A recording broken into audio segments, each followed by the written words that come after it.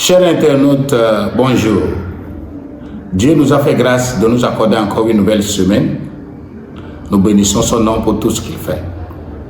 Nous continuons de vous encourager, de vous abonner à notre page YouTube, de nous suivre toutes les semaines avec un nouveau message dédié au ministère holistique. Cela nous tient beaucoup à cœur d'amener les chrétiens à comprendre qu'ils sont sauvés pour de bonnes œuvres, pour impacter le monde, pour transformer le monde de façon holistique. Oui, plusieurs s'engagent dans le domaine spirituel, c'est bien. Nous ne pouvons pas laisser le côté holistique, le côté social aux païens, parce que c'est à l'Église que Dieu a donné la notice de la gestion de ce monde, et ceci dans tous les aspects. Encore une fois, nous disons que le message de Jésus est un message holistique. Le salut en Jésus est un salut complet. Ce n'est pas un seul aspect que Jésus a visé en quittant le ciel pour descendre dans le monde. Surtout qu'il nous a placés comme ambassadeurs, des missionnaires. Il nous faut dans un premier temps être forts. Il nous faut dans un premier temps avoir de quoi subvenir à nos besoins et subvenir aussi aux besoins de la mission.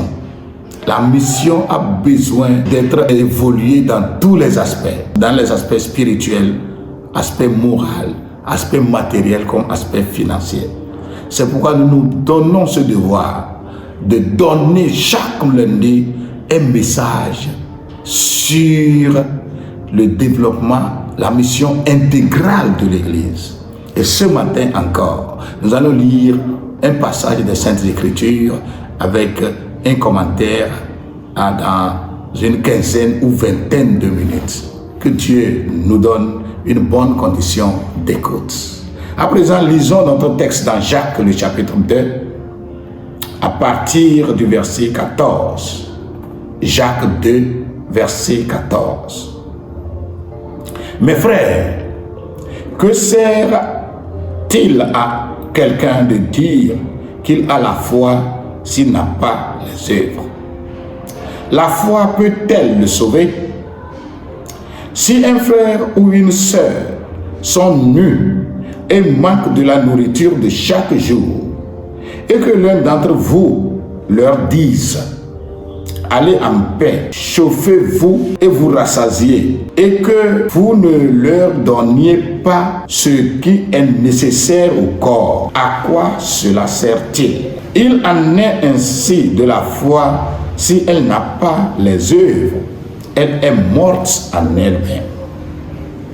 Mais quelqu'un dira: toi tu as la foi et moi j'ai les œuvres. Montre-moi ta foi sans les œuvres, et moi je te montrerai la foi par mes œuvres. Tu crois qu'il y a un seul Dieu? Tu fais bien. Les démons le croient aussi et ils tremblent. Veux-tu savoir, ô homme vain, que la foi sans les œuvres est inutile? Abraham, notre père, ne fut-il pas justifié par les œuvres lorsqu'il offrit son fils Isaac en sacrifice? Tu vois que la foi agissait avec les œuvres et que par les œuvres la foi fut rendue parfaite. Ainsi s'accomplit ce que dit l'Écriture. Abraham crut en Dieu et cela lui fut imputé à justice. Et il fut appelé ami de Dieu. Vous voyez que l'homme est justifié par les œuvres et non par la foi seulement. Rahab, la prostituée, ne fut-elle pas également justifiée par les œuvres lorsqu'elle reçut les messagers et qu'elle les fit partir par un autre chemin? Comme le corps sans âme est mort, de même la foi sans les œuvres est morte. Que Dieu bénisse sa parole. C'est un long passage plein d'instructions. Même si je n'ai pas le temps matériel pour le commenter, ça valait la peine que je lise tout ce passage du verset 14 au verset 26. Nous voulons parler de la foi justifiée par les œuvres.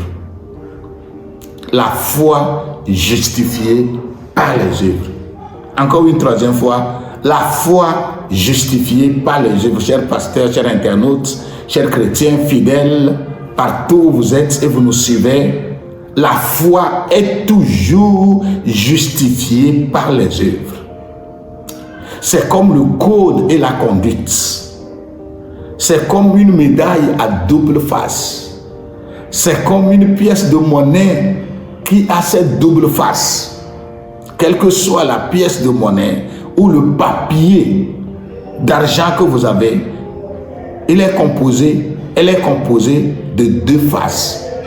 Il n'y a pas de conduite sans code ou de code sans conduite pour dire qu'on a le permis de conduire. Il faut les deux. La foi a besoin des œuvres. On peut faire des œuvres sans la foi, mais on ne peut jamais proclamer avoir la foi si on l'associe pas des œuvres. Est-ce que je parle à quelqu'un ce matin? Est-ce que je parle à quelqu'un tout au long de cette semaine?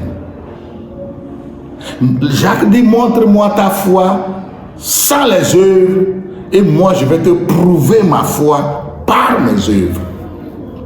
Chers internautes ou Annette Beau, ce message se veut interpellateur de toute personne qui prétend avoir une foi. Est-ce que les œuvres que tu accomplis justifient vraiment que tu as la foi? Où sont-elles? Où sont ces œuvres? De façon quotidienne, hebdomadaire, mensuelle, comme annuelle. Où sont tes œuvres? Où sont-elles? Tous les dimanches, tous les jours, tu lis ta Bible, tu pries. Tu dis que tu t'es connecté au Seigneur. Tous les dimanches, tu es à l'église. Tu donnes des offrandes, tu donnes tes dîmes. Mais en dehors de cela, quels sont les actes sociaux que tu as l'habitude de poser? Voici une interpellation, mes frères. Que sert-il à quelqu'un de dire qu'il a la foi si elle n'est pas accompagnée des œuvres? Et il continue en donnant un exemple palpable.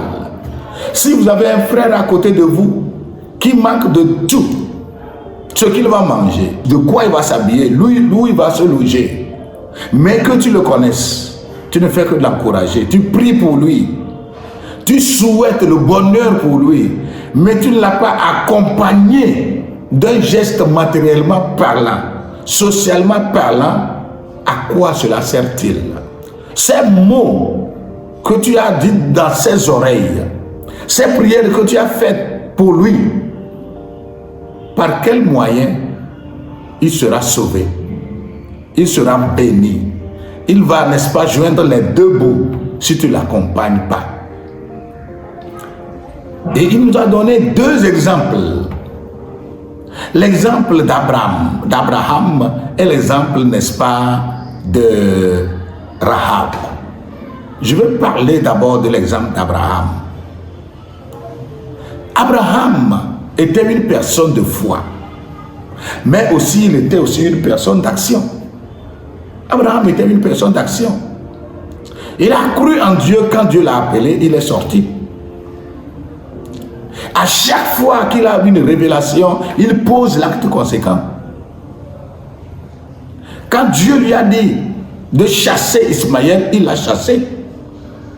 Et quand Dieu lui a dit de sacrifier Isaac, il l'a sacrifié.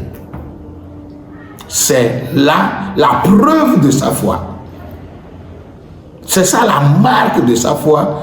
Parce que il n'a pas seulement cru, mais il a posé un acte. La foi nous invite à poser des actes. Dans tous les domaines. Nous pouvons poser des actes de foi. Nous Nous devons poser des actes sociaux. Et la Bible dit qu'Abraham a été justifié à travers les œuvres. C'est pourquoi nous avons donné pour thème à ce message ce matin, la foi justifiée par les œuvres. Et premièrement, nous prenons l'exemple d'Abraham qui a posé un acte de sacrifice. Vous voyez, depuis qu'Abraham est sorti de la Mésopotamie pour aller vers Canaan, ça a pris du temps. C'est au chapitre 12 de la Genèse.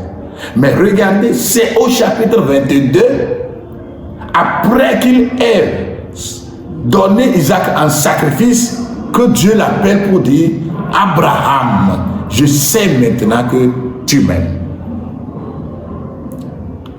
Quand il était sorti, il a quitté ses parents, Dieu n'a pas déclaré cela.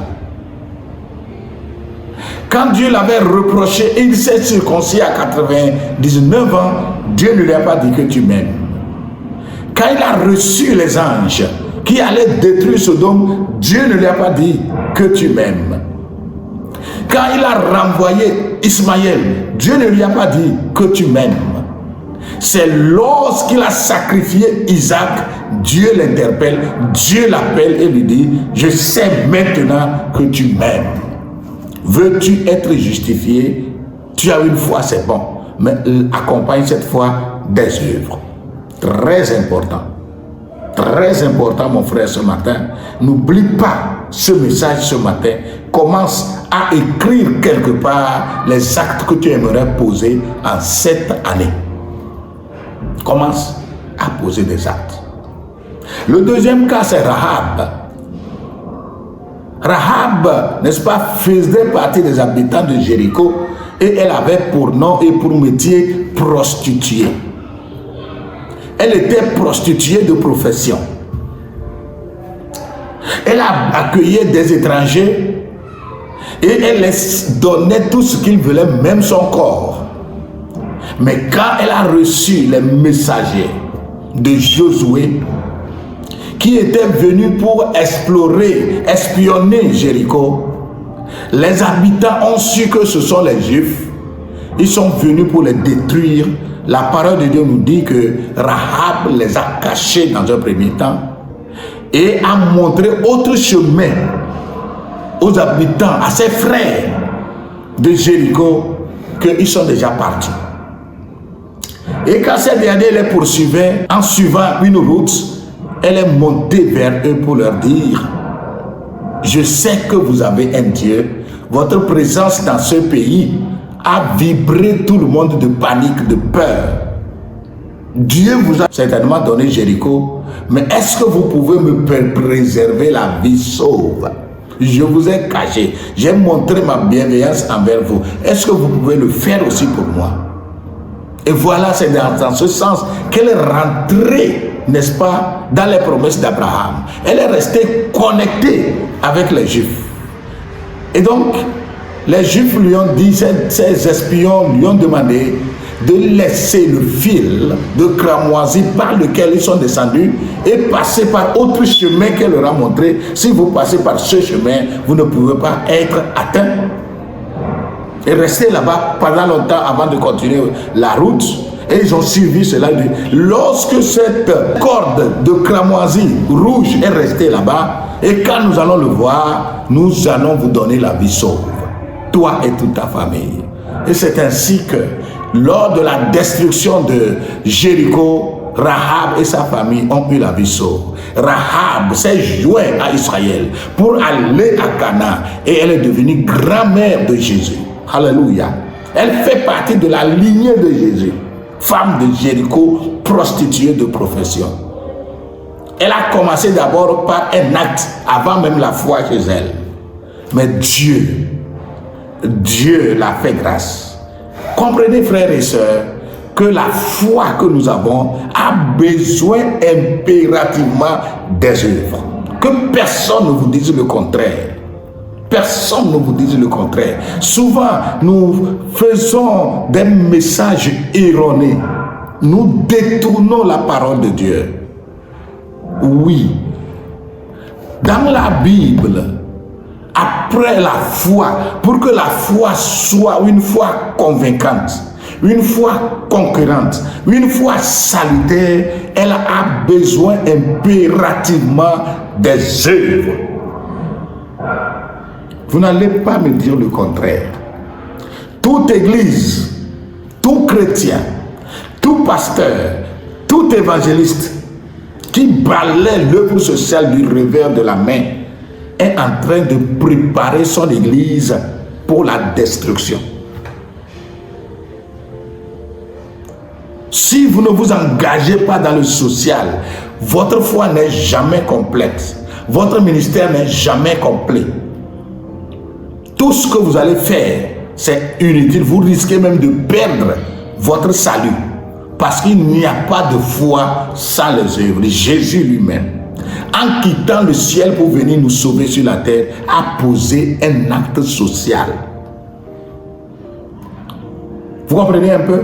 Jésus, en quittant le ciel pour la terre, a posé un acte social. Il est devenu homme, Dieu qu'il était. Il s'est confondu à l'homme. Il est allé jusqu'à s'abaisser plus que l'humilité humaine. Il est mort pour prendre notre place. C'est alors qu'il nous a sauvés. De son vivant, quel acte social Jésus n'a pas posé?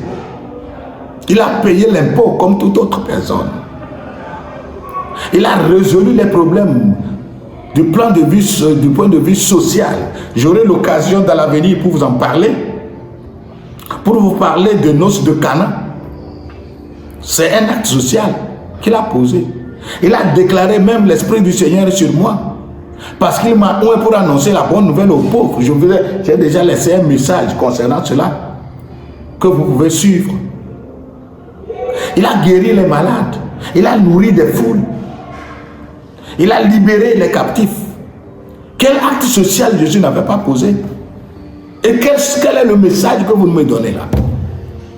Pourquoi vous pensez que on peut se passer du social et aller au ciel? Par quelle alchimie vous irez au ciel si vous ne posez pas des actes après que vous ayez cru en Christ? Vous prenez l'histoire d'Abraham.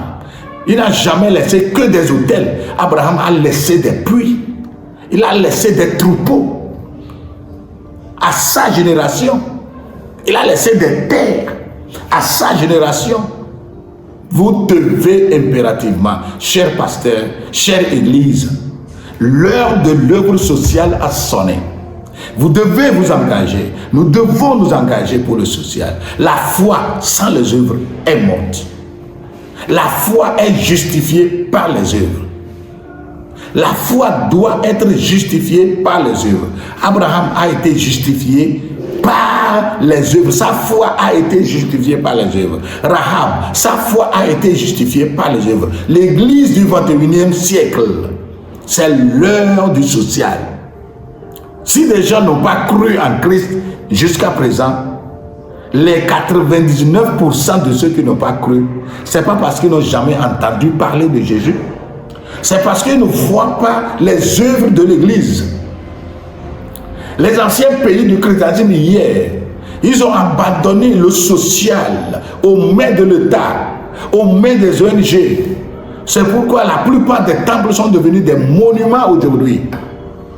Vous laissez à côté d'un temple un hôpital, à côté d'un temple une école, un complexe scolaire, un centre de formation, une usine de transformation. Cette église va durer. Écoutez-moi bien. Pendant que vous êtes en train d'implanter des églises et des centres de prière, je vous invite à associer le social, à marquer votre église, vos centres de prière, des actions sociales. Je vous interpelle pour que le social aujourd'hui soit au centre de l'évangélisation. Jésus a marché avec le social. Il a donné l'évangile. Il a guéri les malades, mais il les a nourris également. Qu'est-ce que vous me dites là? Voulez-vous bâtir une église forte au 21e siècle, associer le social? Si nous n'associons pas le social, ne nous étonnons pas que dans 50 ans, dans 100 ans, nos églises deviennent des monuments. Très important. nos églises risquent de devenir des monuments. Si aujourd'hui, nous ne faisons pas le social, nous pensons que le social, c'est l'État qui va le faire. Nous pensons que le social, c'est les ONG qui vont s'en occuper et que nous allons nous occuper seulement de prêcher l'évangile qui est mal compris d'ailleurs. Parce que si nous l'avons compris, nous devons comprendre qu'il n'y a pas d'évangile de Jésus sans le social. Je vous défie. Continuez de prêcher l'évangile sans le social et dans 50 ans, si vous-même vous ne vivez plus, vos progénitures vont lapider vos tombes. Vos progénitures vont lapider vos photos, vont lapider vos monuments parce que vous les avez gaspillé le temps. Au lieu de penser, associer le social à notre ministère, nous pensons que ceux qui font le social sont charnels. Vous aurez à regretter cela si vous continuez comme cela. Je vous interpelle, je vous invite à poser des pas sociaux parce que l'Église en a besoin. Aujourd'hui, l'Église en a besoin. La génération présente en a besoin. Que Dieu vous bénisse. Je vais prier pour vous. Adorable Père, j'aimerais t'inviter. J'aimerais te lever en dignité maintenant pour bénir quelqu'un qui m'a suivi sur cette chaîne, qui m'a suivi, un internaute qui m'a suivi sur cette page. Je demande ta grâce spéciale. Seigneur, que cette année, des consciences, des esprits, des pensées soient éveillés pour permettre à tous de parler un seul langage par rapport au développement. Seigneur, nous voulons marquer notre génération à travers le développement. Bénis quelqu'un, bénis-le, qu'il comprenne la place du développement. Que ton nom soit loué. Béni soit ton nom, au nom de Jésus. Amen. Dieu vous bénisse. Continuez à vous connecter sur notre page. Invitez vos frères et vos amis. Envoyez dans les groupes que vous connaissez. Nous voulons atteindre un homme. Pour le moment, nous n'avons pas atteint. Nous voulons atteindre un homme pour lancer un message. Partout où vous êtes, même si vous n'êtes pas au Togo, vous êtes quelque part en Afrique, en Europe, en Asie, en Amérique, là-bas, que nous suivez. Soyez abonnés et écoutez-nous. Ce que nous allons dire, mettez cela en pratique. Très bientôt, l'Église va gagner. Dieu vous bénisse. Shalom.